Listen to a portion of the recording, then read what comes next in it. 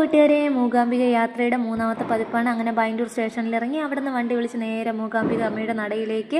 അപ്പം മലയൊക്കെ കാണാൻ നല്ല രസമുണ്ടായിരുന്നു. അവിടെ എല്ലാം മലയാളീസ് തന്നെയാണുള്ളത്. കടകളൊക്കെ മലയാളികളാണ്. നമ്മുടെ ജഗദമ്പ എന്ന് പറയുന്ന അതിനടുത്ത് തന്നെ ഉള്ളൊരു ഹോട്ടൽ ലോഡ്ജിലാണ് നമ്മൾ റൂം എടുത്തത്. നല്ല തരക്കേടില്ലാത്ത റൂമായിരുന്നു. പിന്നെ പെട്ടെന്ന് തന്നെ നമ്മൾ ഇറങ്ങിയിട്ട് ദേവിയുടെ 3 ഭാവങ്ങളും തൊഴാൻ വേണ്ടിയിട്ട് നമ്മൾ ഓടി അമ്പലത്തിലോട്ട് പോകാനുള്ള തിരക്കിലായിരുന്നു.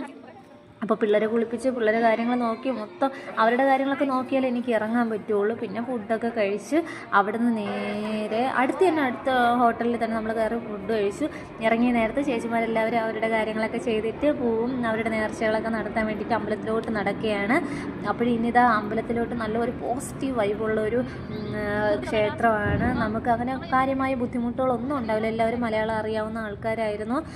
അപ്പോൾ നമ്മൾ അമ്പലത്തിനകത്ത് കയറി. ഇനി അമ്പലത്തിൻ്റെ വിശേഷങ്ങളൊക്കെ പുറകെ വരും. അപ്പോൾ എല്ലാവരും സപ്പോർട്ട് ചെയ്യണേ.